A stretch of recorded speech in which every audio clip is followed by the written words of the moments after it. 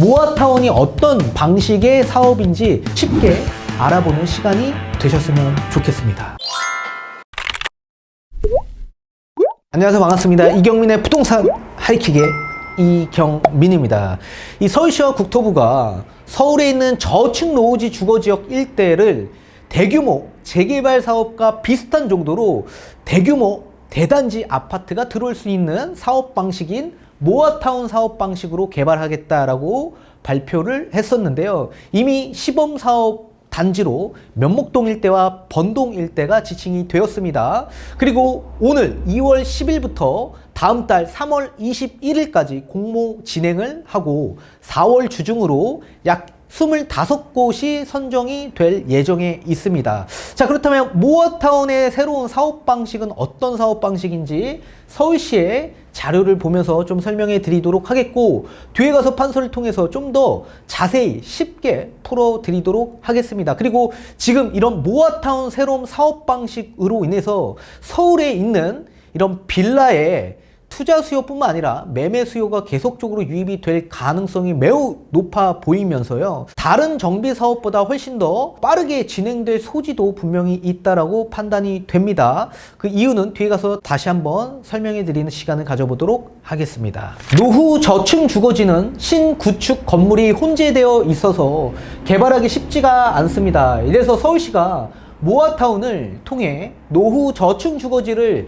대단지 아파트 부럽지 않는 동네로 탈바꿈하려고 합니다. 이 모아타운은 저층 주거지역 심각한 주차난과 기반시설 부족 문제를 해결하고 양질의 주택을 공급하는 새로운 정비 방식인데, 서울시와 국토부는 모아타운의 본격적인 추진을 위해 첫 자치구에 공모를 진행한다고 합니다. 앞서서 제가 말씀드린 다음 달 21일까지 공모 진행을 한다라고 합니다. 지금 자료에서 보신 것과 같이 그림을 좀 보실 텐데요. 이 지역 일대가 주택단지가 밀집되어 있는 저층 노지 주거지역이라고 보시면 좋을 것 같은데, 이런 지역 일대에서도 소규모로 정비사업이 진행이 됩니다.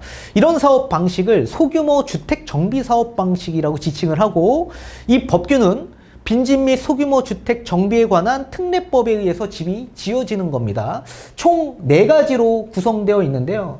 자율주택 정비 사업, 그리고 소규모 재개발 사업, 가로주택 정비 사업, 그리고 소규모 재건축 사업이 있습니다.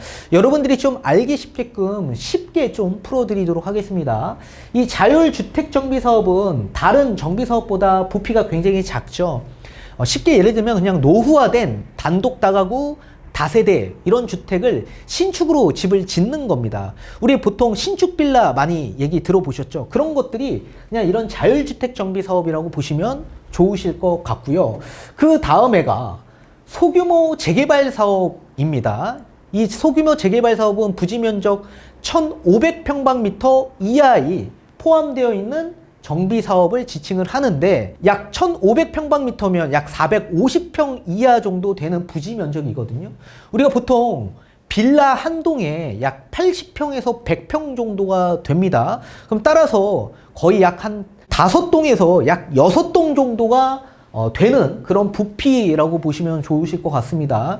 그래서 세대수는 뭐 지역마다 조금씩은 다 다르겠지만 거의 약 한 뭐 50세대 이하, 뭐 한 100세대 이하 정도 되는 정말 소규모 재개발 사업이라고 보시면 좋을 것 같고, 그리고 그 다음에가 가로주택 정비 사업입니다. 이 가로주택 정비 사업은 가로 구획이 약 6m 도로가 접해 있어야지 가로주택 정비 사업으로 진행될 수 있고요. 공동주택의 수는 20채 미만 정도가 돼야지 진행이 되는 사업 방식이라고 보시면 좋을 것 같습니다.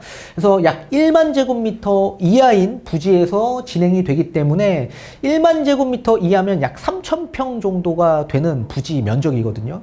자, 그렇다면 3,000평 정도면 거의 한 200에서 한 300세대 정도가 들어오는 그런 소규모 정비 사업이라고 보시면 좋을 것 같습니다. 근데 보통은 가로주택 정비 사업은 부지가 조금 작게 진행이 되죠. 이보다 조금 더 큰 부지는 소규모 재건축 사업입니다. 소규모 재건축. 이 정비 사업은 기존에 있는 재개발 사업과는 다르게 기반시설이 열악하지 않고 기반시설이 잘 구성되어 있는 곳에서 건물만 노후화된 그런 곳에서 나오는 정비사업 방식이라고 보시면 좋을 것 같고, 약 200세대 미만 정도 구성되어 있는 곳에서 진행이 가능하다, 그렇게 보시면 좋을 것 같습니다. 자, 따라서 이렇게 저층 노후지 주거지역 일대 이렇게 각각 이렇게 막 집을 짓다 보니까 막 어느 지역은 나홀로 아파트가 지어지고 있고, 또 옆 지역 가보니까 또 저기에는 빌라 단지가 신축으로 많이 지어져 있고, 가지각각 굉장히 좀 번잡하게 많이 진행이 되지 않겠습니까? 그러다 보니까 사실 진행하는 속도도 굉장히 늦고요. 그리고 주민들도 추진하고자 하는 의지도 굉장히 많이 떨어지는 게 사실입니다. 자, 그래서 이런 지역 일대를 전부 다 포함시킨 겁니다. 이렇게 다 포함시킨 걸 뭐라고 하냐면 모아타운이라고 하는 겁니다. 모아타운. 그래서 이 구획을 하나의 구획으로 아예 포함시킨 겁니다.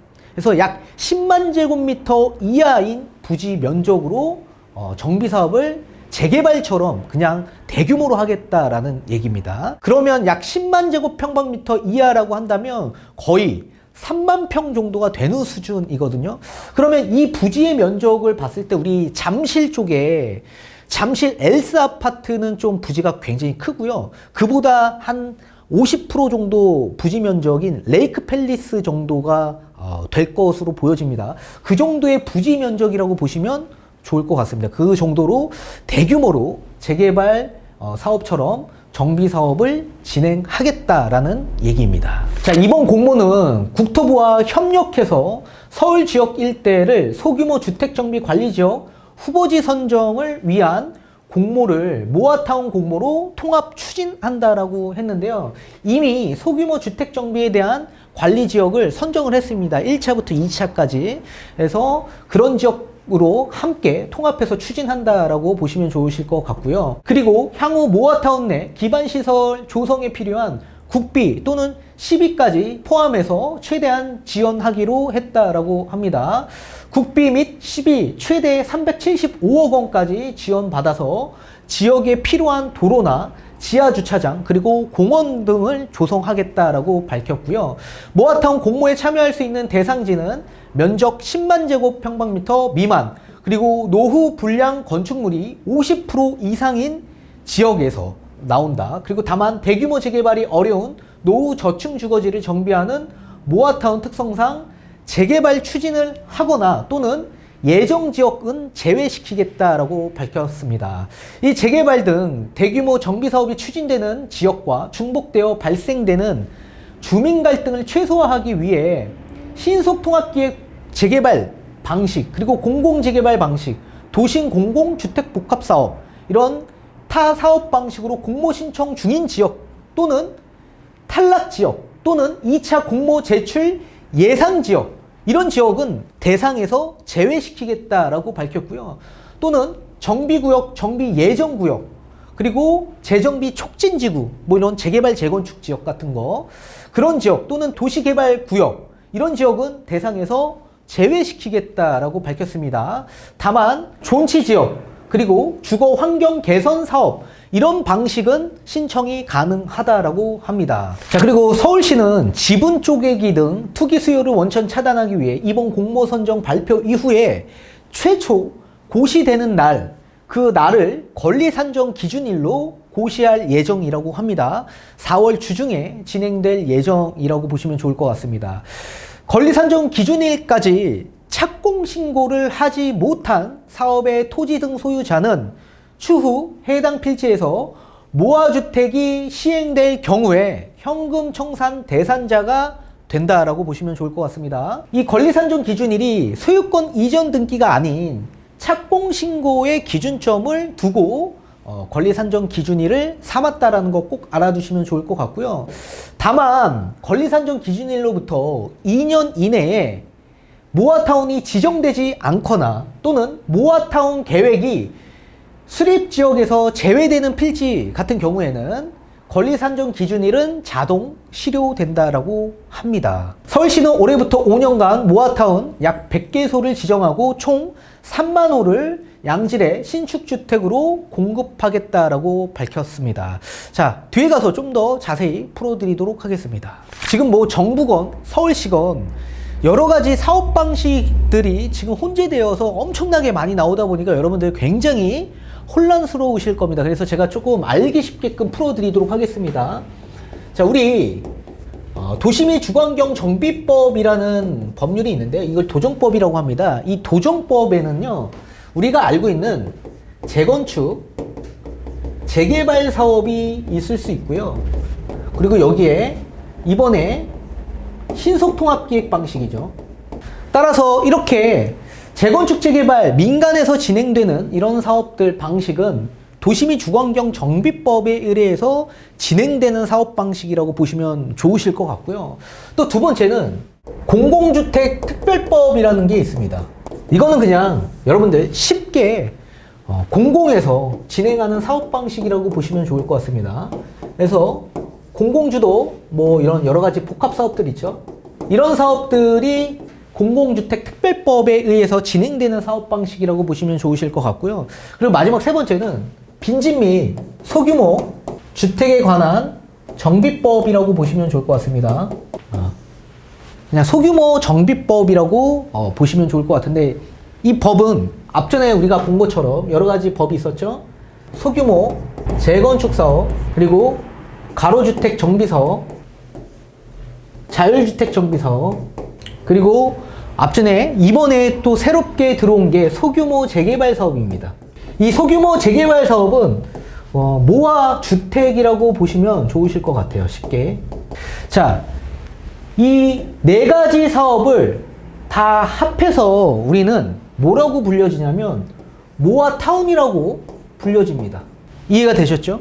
앞전에 보신 사업들은 대규모로 지정을 해서 대규모 대단지로 나올 수 있는 아파트입니다.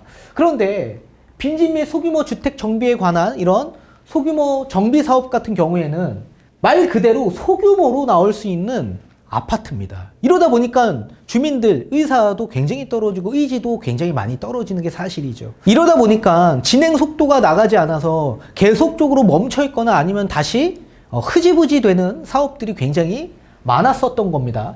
이거를 서울시에서 원래 이걸 다 통합해서 그냥 모아타운이라는 새로운 사업 방식으로 개발을 하겠다라고 발표를 이번에 한 거고요. 자, 그러면 여기에 따른 여러 가지 혜택들이 있을 거 아닙니까? 그죠? 자, 첫 번째는 사업성이 좋아진다. 우리 앞전에 제가 말씀은 안 드렸지만 종상향을 시켜준다라고 했거든요. 이 종상향이 된다면 당연히 용적률이 올라갈 수 있겠죠. 그리고 여러 가지 국비와 시비를 지원받는다라고 했습니다. 그래서 우리 보통 기부 체납해가지고 여러 가지 공원이나 아니면 뭐 여러 가지 공공시설들을 많이 짓는데요. 그거를 그냥 국비와 시비로 지원을 받아서 그걸로 활용을 하겠다라고 밝혔고요. 그리고 종상향 1종, 2종지로 모여있는 주택단지를 2종, 3종으로 종상향 시켜서 용적률을 좀 더 높여서 사업성을 좀 끌어올리겠다라는 이런 사업성이 다른 사업보다 좀 더 좋아지는 사업이라고 보시면 좋을 것 같고, 두 번째는 동의율이 다른 사업에 비하면 굉장히 낮습니다. 이 동의율 50% 이상만 되면 된다라고 했죠.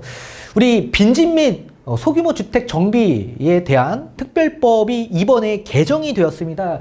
개정이 되어 있는 내용이 뭐냐면 이 동의율을 57%로 하겠다라고 규정을 했거든요. 소규모 정비사업 같은 경우에.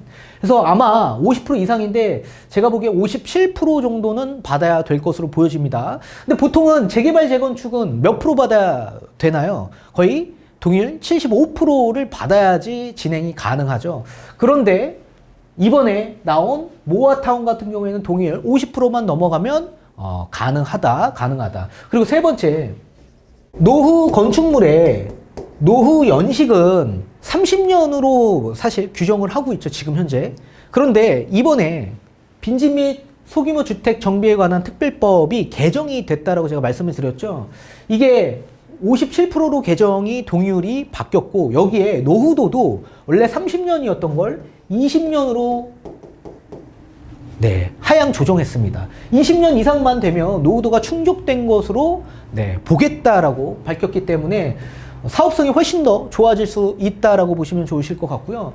근데 다만 바닥 면적이 660제곱미터 이하여야만 가능하다. 그런데 바닥 면적 660제곱미터 이하면 다세대 주택을 뜻하는 거죠. 보통 이렇게 1종, 2종 주거지역이 많이 모여있는 저층 노후 주거지역 일대는 전부 다 바닥 면적이 필지마다 거의 660제곱미터 이하가 굉장히 많습니다. 따라서 노후도가 30년 이상이 되지 않는다라고 하더라도 노후도 충족이 안 돼서 진행하지 못했던 지역일 때도 충분히 진행할 수 있다라고 보시면 좋을 것 같고, 네 번째는 전매 제한이 없습니다. 전매 제한. 자, 보통 도정법에 의해서 진행되는 사업 방식은 전매 제한이 있죠. 뭐 조합 설립 인가가 난 시점, 관리 처분이 난 시점에서부터 이런 조합원 지위 양도 금지가 발생이 되는데 이 빈집 및 소규모 정비 사업은 없습니다. 다만 지금 법안 발의가 들어가 있는 것으로 보여지고는 있는데 어찌됐든 간에 지금 상황에서는 전매 제한이 없다라고 보시면 좋을 것 같고, 그리고 다섯 번째, 속도가 일반적인 도정법에 의해서 진행되는 사업보다는 훨씬 더 빨라질 것으로 보여집니다. 이 소규모 주택 정비 사업 같은 경우에는 이 구역 지정 그리고 추진위 구성 그런 것들이 아예 없습니다. 그냥 조합 설립이 나고 사업 시행 인가가 나고 그 다음에 바로 착공으로 들어가는데요. 관리 처분 인가도 없기 때문에 속도가 굉장히 빠를 수밖에 없죠. 뭐 서울시가 내세운 건 뭐 2년에서 4년 안팎이라고는 하는데요. 절대 그렇게 빠른 시점에 진행되지 않습니다. 제가 보기엔 5년에서 10년 안팎으로 보여집니다. 5년에서 10년 안팎. 그러니까 기본적인 재개발 사업보다는 빠르다. 다만 10년은 넘어가지는 않을 것으로 보여집니다. 속도가 여러 가지 심의 절차를 통합해서 보기 때문에 저는 좀 5년에서 한 10년 정도로 보는 사업 방식이다라고 보시면 좋을 것 같습니다. 아무튼 따라서 여러분들이 모아타운이 어떤 방식의 사업인지 다시 한번 조금 더 쉽게 알아보는 시간이 되셨으면 좋겠습니다.